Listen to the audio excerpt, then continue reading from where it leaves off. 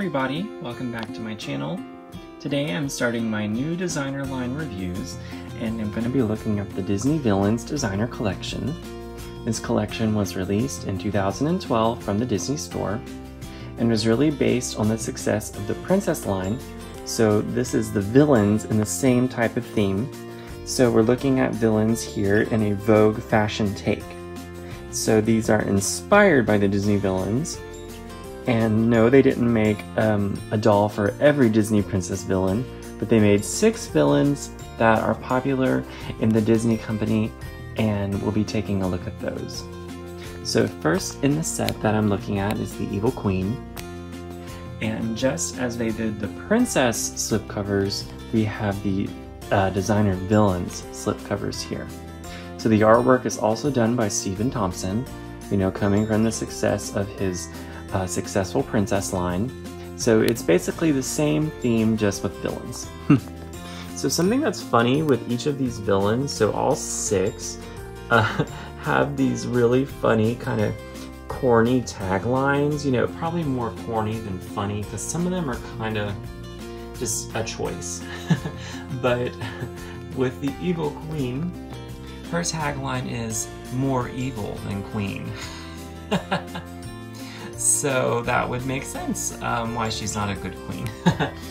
But we have the design here.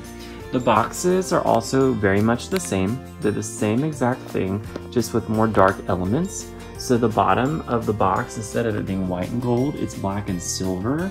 And it just looks really evil and mysterious. And the whole box just kind of reminds me of Haunted Mansion. So here we have the designer Evil Queen. She looks very pale. Like I said, a lot of the artwork in this series looks very spooky, Halloween time. Her hair is up in a massive bun, and of course the Evil Queen has that big crown that represents her reigning as queen over the kingdom and wanting to be fairest of them all. She has a high white collar, and her dress is purple. It is definitely designed after her signature purple look in Snow White and the 7 Dwarfs. Really the only outfit the queen wears, unless you count the one as the old witch. So it's got some cuts in it that make it kind of sexy. Some of these are very sexy too, so like compared to the princesses who are very wholesome and fashion, this is very wicked and kind of sexy. So she has purple gloves, and there is a cape that goes behind her that's black on the outer edges and red on the inner. Around her waist there is a medallion with a chain, and that chain seems to go all the way to, well, near the floor, and this really reminds me of like her throne room. Like, it just reminds me of the mirror. So yeah, and of course it says Evil Queen here. On the top it has her same tagline, and then it says Disney Villains Designer Collection. Here is the side of her box. Just as with the princess slipcovers, we have a villain artwork here. It says Disney Store exclusive, and it just has a different angle of the artwork. And this is the same on the opposite side. Here is the back of Evil Queen's box. And on these, it actually has some personalizable commentary on the box. So it says Evil Queen, more evil than queen. Strikingly stylish, cruel and vain, the Evil Queen can't stand the thought of her own stepdaughter Snow White being the fairest in the land. They give her a magic mirror and a poison apple, and she'll take care of that. More evil than queen. Here looks like a general commentary. And then down here is some of Stephen Thompson's inspirations. 5-pointed crown, earrings, dramatic eye makeup, satin gloves, high collar, deep V neckline, rhinestone studded chain belt. So just as with the princess slipcovers, it looks like the villain ones also have his inspirations. Down here is the product information.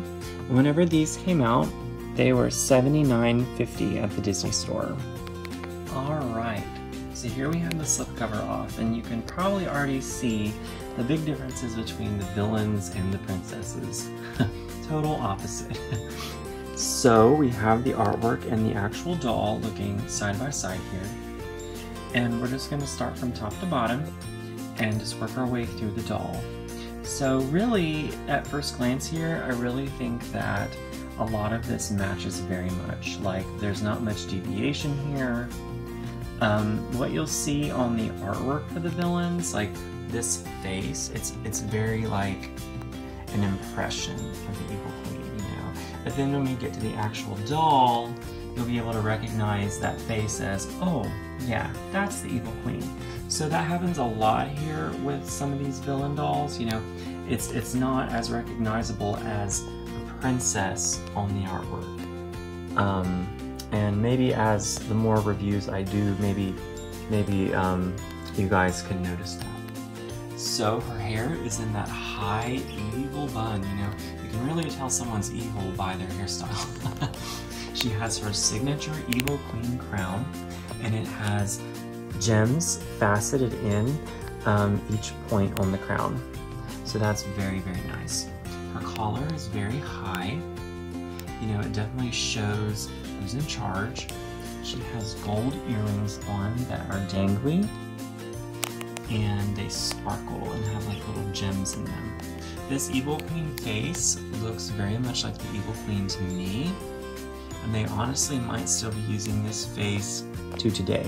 She has these wicked green eyes, very deep red lip, and her eyebrows are very vintage. Like, they remind me of the time where Snow White and the Seven Dwarfs was released.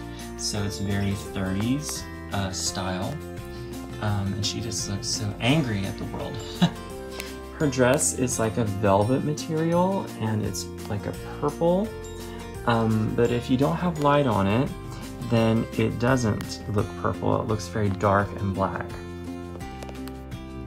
So the dress is purple, and the gloves are purple, and her cape has a black outside layer and then a red inside layer, and it is pinned down in the box back there and up here at the front, so that they have it displayed just so.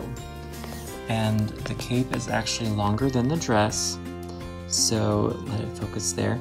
There is tacks holding the dress down, and then the cape is actually longer, so it will flow behind her as it does in the film.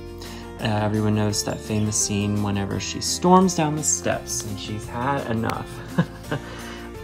She has this waist belt piece that has like crystals or like diamonds in it. Well, it's not real diamonds, but that's what it looks like. Rhinestones in it, and the one in the middle has a big red gem.